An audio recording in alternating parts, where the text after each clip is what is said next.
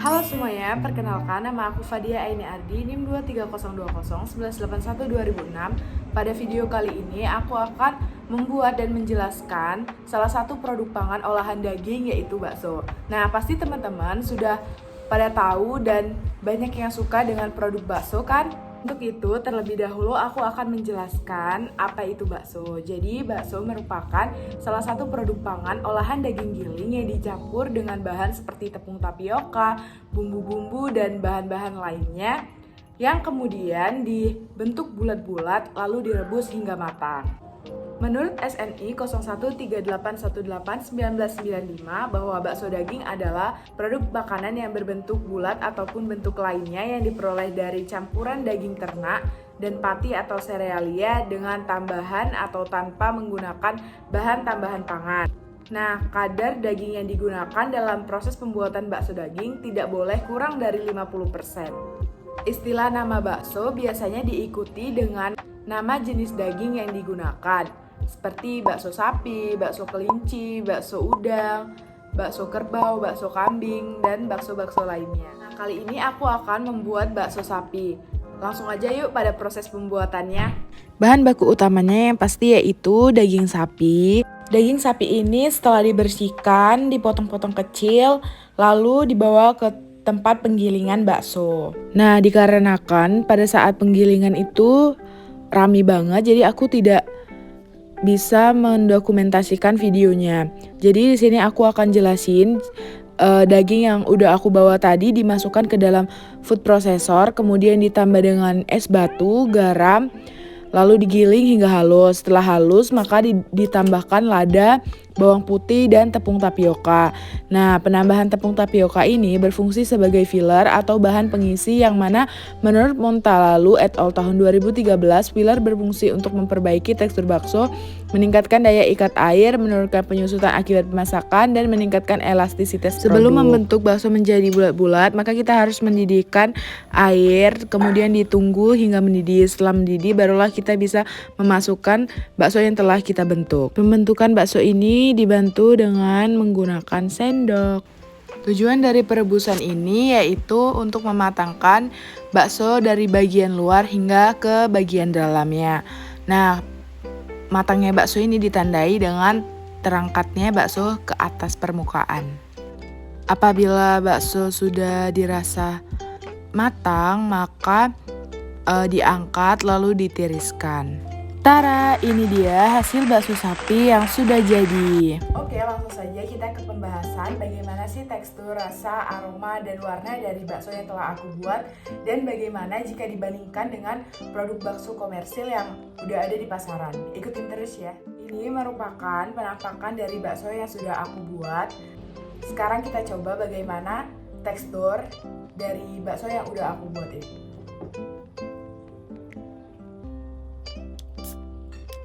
Oke, jadi kekenyalan dan keempukan dari bakso yang sudah aku buat itu pas, dimana keempukannya itu sedang dan kekenyalannya sudah pas. Menurut Firahmi et al. Tahun 2015 bahwa keempukan dari bakso itu dipengaruhi oleh beberapa faktor, yaitu ada jaringan ikat dan lemak marbling yang terdapat pada bahan baku daging sapi, serta juga dipengaruhi oleh temperatur yang mempunyai pengaruh bervariasi terhadap daya ikat air oleh protein, susut masak, dan pH. Nah, jadi bagaimana sih kalau tekstur dari bakso ini bisa kenyal? Jadi kekenyalan dari bakso itu dipengaruhi oleh daging yang digunakan, di mana daging sapi mengandung kolagen, yaitu protein struktural utama pada jaringan ikat yang mempengaruhi kealutan pada daging. Nah, menurut Cekim et al. Tahun 2013, bahwa kolagen pada daging berpengaruh terhadap kekenyalan dari bakso yang dihasilkan. Selain dipengaruhi oleh daging yang digunakan, kekenyalan bakso juga dipengaruhi oleh penambahan tepung tapioka, di mana kekenyalan bakso itu dipengaruhi oleh kekuatan gel yang terbentuk selama proses pemanasan. Menurut Bakar et al. Tahun 2017, bahwa saat proses pemanasan pati akan tergelatinisasi, di mana amilosa pada tepung tapioka akan membentuk gel dan berperan dalam memberikan tekstur kekenyalan pada bakso. Sedangkan amilopektin memberikan tekstur yang lengket. Serta menurut Ardianti et al. Tahun 2014, sifat tersebut dikombinasikan dengan daya ikat protein daging yang menyebabkan bakso memiliki kekuatan untuk menahan tekanan dari luar dan kembali ke bentuk semula yang disebut dengan kekenyalan. Nah, kekenyalan selain dipengaruhi oleh bahan baku daging yang digunakan, tepung tapioka, namun juga dipengaruhi oleh es batu yang ditambahkan pada saat proses penggilingan daging. Menurut Hasrati dan Rusnawati tahun 2011, dengan adanya es batu saat proses pembuatan bakso, suhu selama proses penggilingan dapat dipertahankan tetap rendah, sehingga protein daging tidak terdenaturasi dan ekstraksi proteinnya berjalan dengan baik. Selain itu, es batu juga berfungsi untuk meningkatkan kandungan air dan rendaman adonan bakso, sehingga pada saat proses penggilingan, adonan bakso tidak menjadi kering. Hal ini dimaksudkan agar selama proses penggilingan, daya elastisitas tetap terjaga, sehingga bakso yang dihasilkan memiliki tekstur yang kenyal. Jadi intinya, kekenyalan pada bakso itu dipengaruhi oleh bahan baku daging yang digunakan, penambahan tepung tapioka, dan juga es batu. Dimana semakin banyak tepung tapioka yang ditambahkan, maka akan mempengaruhi kekuatan gel molekul pati semakin besar dan kekenyalan pada bakso semakin meningkat. Nah, sekarang kita bandingkan bakso yang sudah aku buat tadi dengan bakso komersil dari So Good. Aku coba dulu. Jadi, setelah aku cobain antara bakso yang sudah aku buat dengan bakso komersil dari So Good, yaitu kekenyalannya berbeda. Dimana bakso dari So Good ini lebih kenyal dibandingkan bakso yang udah aku buat. Jika dilihat dari komposisi kemasan di So Good ini, pada komposisinya itu terdapat penstabil fosfat. Nah, yang kemungkinan merupakan STPP atau biasa disebut dengan sodium tripolifosfat yang berfungsi sebagai pengenyal bakso. Menurut Awawi dan Ninsix tahun 2009 bahwa STPP ini berperan penting terhadap tekstur bakso daging sapi, yaitu meningkatkan ekstraksi protein daging yang akan meningkatkan daya mengikat air dan daya tarik-menarik antar partikel daging, sehingga membuat tekstur bakso menjadi lebih kenyal. Oke, sekarang kita lanjut pada warna bakso. Ini merupakan bakso yang sudah aku buat. Dan ini bakso komersil, di mana tidak ada perbedaan warnanya. Bakso sapi ini memiliki warna abu-abu, di mana warna abu-abu ini terbentuk ketika proses pemasakan, di mana pigmen mioglobin pada daging akan terdenaturasi. Menurut Mentari et al. Tahun 2016 bahwa mioglobin merupakan pigmen utama penyusun 80% warna daging, yang ketika melalui proses pemasakan sekitar 80 hingga 85% akan terdenaturasi dan berubah menjadi warna abu-abu.